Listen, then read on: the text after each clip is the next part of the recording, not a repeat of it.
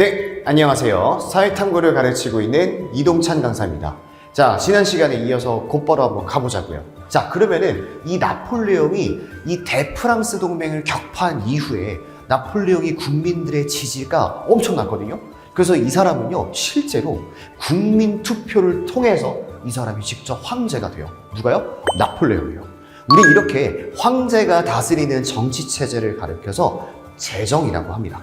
나폴레옹이 집권했던 시기는 바로 통정정부부터 언제까지다? 제정까지라고 여러분들이 기억을 해두시고요.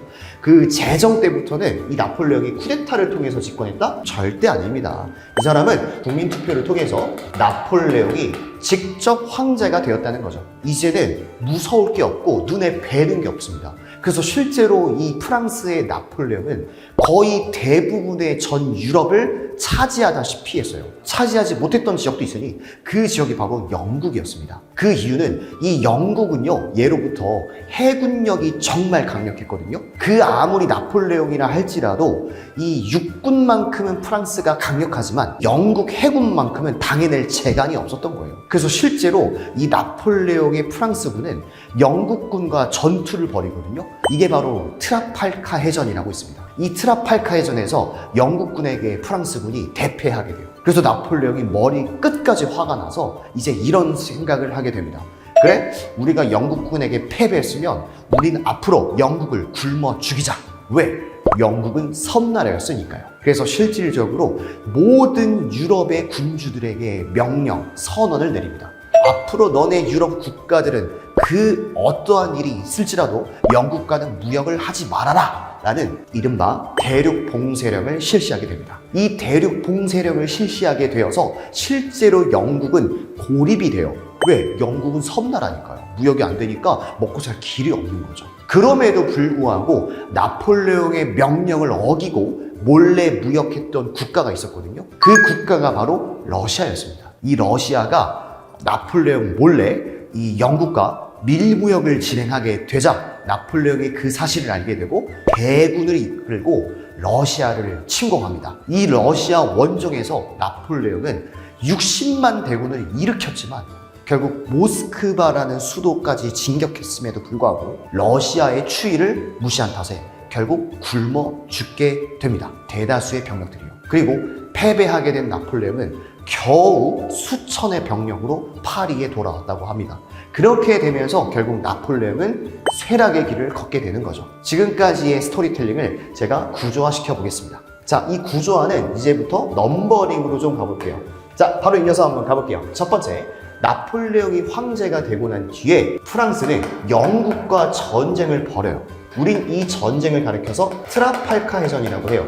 이 트라팔카 해전에서 누가 이기게 되냐면요, 이거 영국이 이겨요. 그래서 이 프랑스의 나폴레옹이 화가 나서 영국을 상대로 프랑스가 견제하게 된 거죠.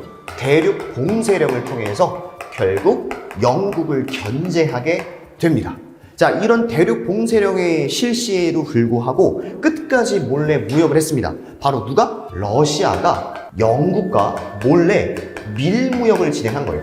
결국 프랑스가 러시아를 향해서 원정을 가요. 하지만 이 러시아 원정은 성공했다, 실패했다? 실패하게 됩니다. 그렇게 되면서 결국 이 나폴레옹이라는 무적의 지도자가 끝까지 갈 것처럼 보였지만 러시아 원정 이후부터는 끝까지 쇠락의 길을 겪게 되며 사실상 프랑스 혁명은 막을 내리게 됩니다. 자, 그러면 여러분들이 알아야 될 게 이 프랑스 혁명의 결과를 우리가 반드시 알고 있어야 돼요. 중2 세계사 교육 과정에서는 프랑스 혁명의 결과 혹은 의로 나오고 있는데 프랑스 혁명의 가장 큰 의의는 이렇게 얘기할 수 있습니다. 이때부터 유럽인들에게는 자유에 대한 사상, 즉 자유주의 사상이 엄청나게 유행하게 돼요. 지금 프랑스 혁명을 공부해봐서 알겠지만 삼신분들이 1, 2신분들에게 얼마나 핍박을 받았습니까? 자유와 평등을 투쟁하기 위해서 자유주의가 만들어진 것처럼 이때 자유주의가 유행하게 되고요.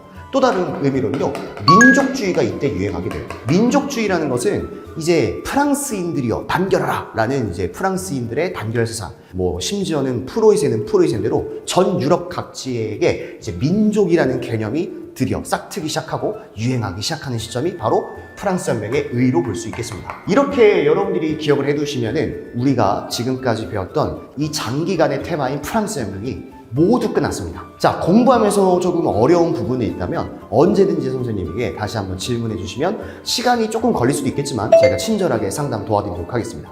다음 시간은 프랑스 혁명 이후로 찾아뵙도록 하겠습니다. 감사합니다.